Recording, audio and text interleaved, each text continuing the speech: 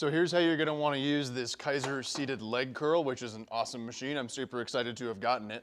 We've got a setting back here to change the seat back position. What you want to try and find is a seat back position that allows your knee joint to line up with this black axis right here, this dot around which the calf pad moves.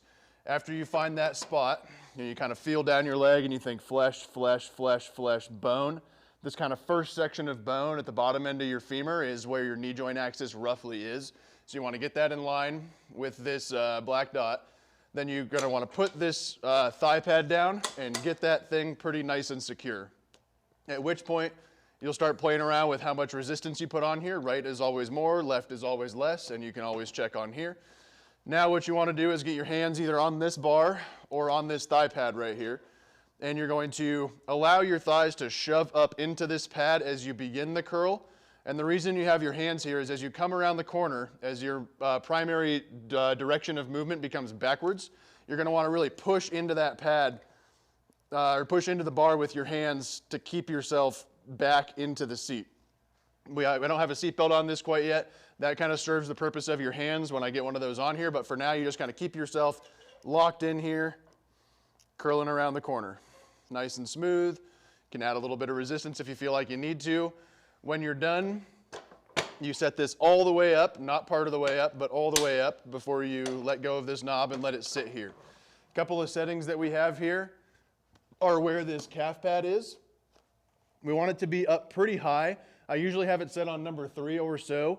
Now, setting number 1 seems a little too high for some people. It hits you in a weird spot on your calf.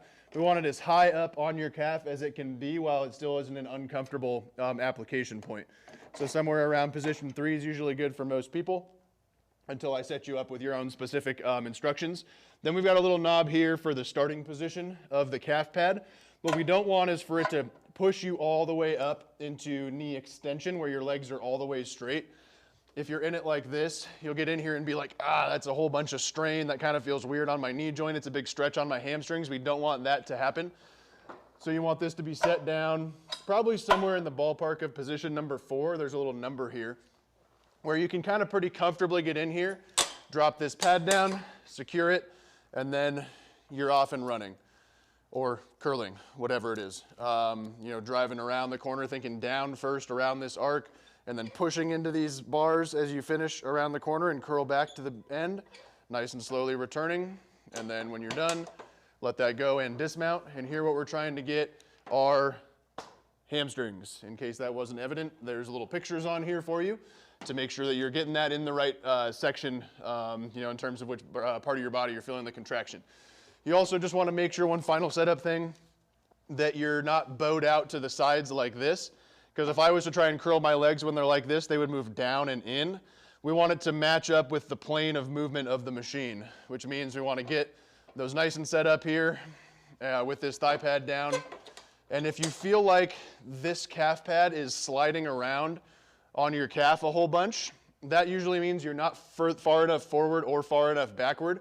Your knee joint's not lined up with this axis. So if you you think you're set up, and you do one, and it's really sliding around, like if I was to be too far forward, I would do this curl and the pad's trying to slide downwards on my calf. And if I'm too far backwards, now it's trying to slide upwards on my calf instead of downwards. So you want to get it in a nice spot where it feels like it stays pretty stationary on your calf as you're curling back and forth. And that's how you set up this seated leg curl. At some point, when I get each of you in here, and have some time, especially in that half hour that we have or something, I'll get you set up with the specific positions on here with where the seat goes and then markings there, where this goes, where this goes, and where this goes, and where the resistance goes. But for right now, since I'll be gone for a little bit and I want you to get into using this, that's how you want to set yourself up on it.